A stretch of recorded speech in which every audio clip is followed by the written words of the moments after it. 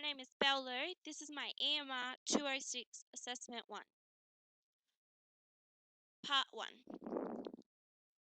Throughout my life, I have played many different types of sports, ranging from individual activities to team activities.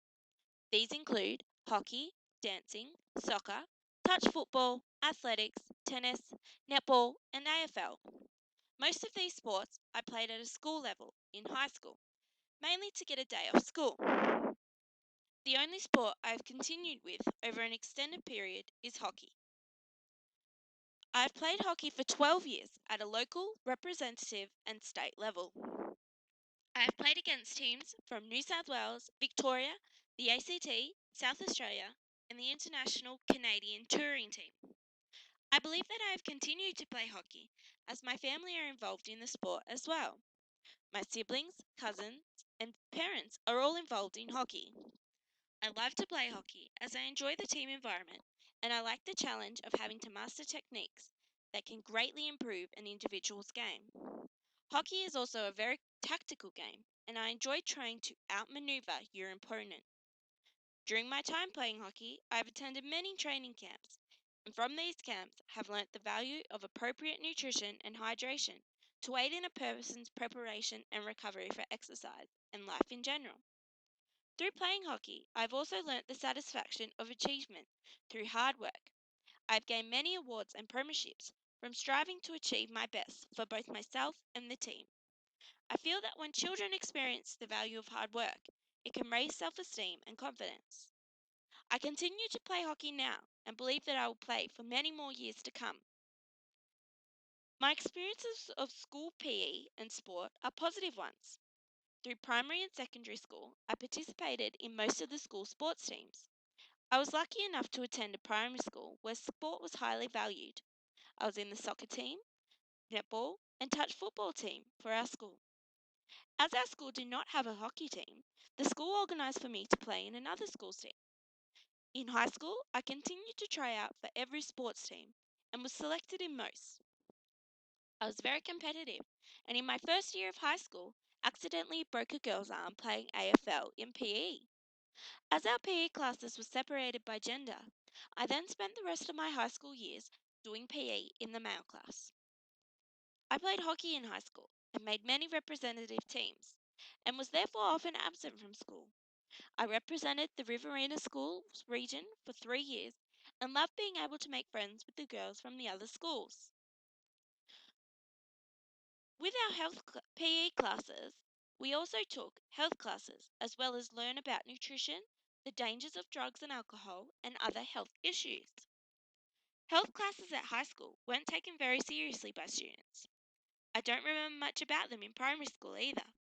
What I do remember is that we talked about nutrition and food choices, and we made badges in high school that said it's okay to say no, which I think were about saying no to drugs and alcohol. Key influences in my sporting life are my parents. Mum and Dad played hockey growing up and continue to be involved now. Mum still plays and Dad coaches and umpires. Mum and Dad also let me try any sport I wanted to without judgment and were very patient.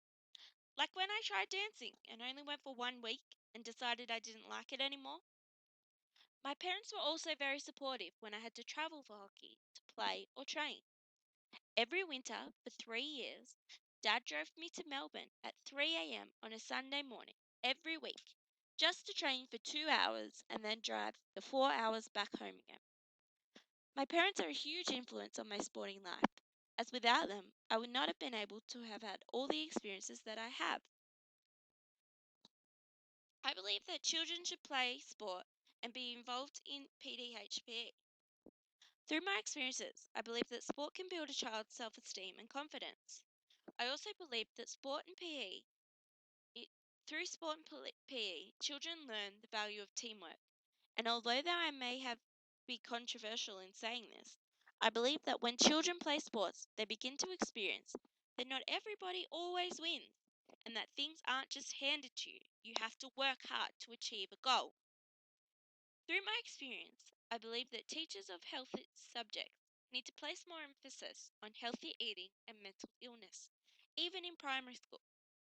As someone who has a younger sibling with an eating disorder that developed in primary school, I feel that children need to learn of the dangers of dieting and the mental strategy of resilience early in their lives to be better able to cope in stressful situations. Baranican and Carnlow illustrate that resilience is important for children to learn in health classes. As resilient children can be seen to look forward to the future, make meaningful relationships, are dedicated to school, are driven, and can sympathise with others. Part 2, PDHPE Educator. For me, the ideal PDHPE teacher is someone who is fit, athletic, involved, organised, friendly, energetic, positive, a leader, is willing to give most sports and activities a go, and has a basic knowledge of most sports and activities. The educator should wear sunglasses, a hat, a watch, runners, a collared shirt with either track pants or sports shorts, and of course, sun cream.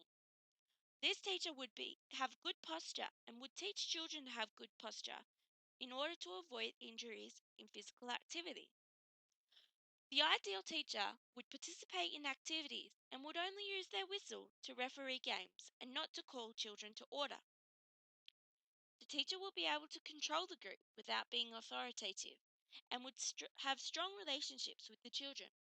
This teacher would encourage the development of skills and would not criticise those with limited abilities. The ideal teacher would be inclusive of all children and would be flexible to children's needs and plan around them. The teacher will be a role model to children. Himberg suggests that the ideal PDHPE teacher will be seen as a positive role model to children as they demonstrate a healthy and active lifestyle to their students through their own lives.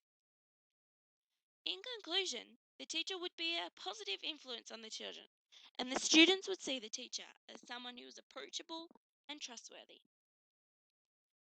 I compare to the ideal PDHPE teacher in that I am an active, encouraging, friendly, positive, and understanding person. I am always willing to give new activities a try and have fun whilst doing so. I also compare to the ideal teacher as I have a basic knowledge of the rules and skills required for most sports. However, I may not look like the ideal PE teacher. Although I am active and eat healthy, I have not got an athletic body type and may not appear active to those who do not know me. Part 3, PDHPE and Educational Settings. I believe that PDHPE is a highly valuable subject in primary education. PDHPE teaches students to be productive, active, healthy, and happy members of society. The PDHPE curriculum enables students to gain many skills. The New South Wales Board of Studies illustrates that PDHPE can enable children to better understand and value others and themselves, to develop the ability to make informed and reasonable decisions, and that it promotes to children lifelong healthy and active decisions.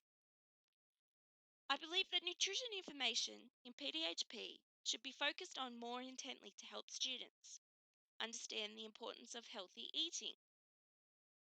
The New South Wales Department of Education and Training states that a child's diet is important to their overall health. Then go on to illustrate that nutrition education is important to teach at an early age so that children can fully understand the significance of nutrition. Overall, I believe that PDHPE education is essential in primary education.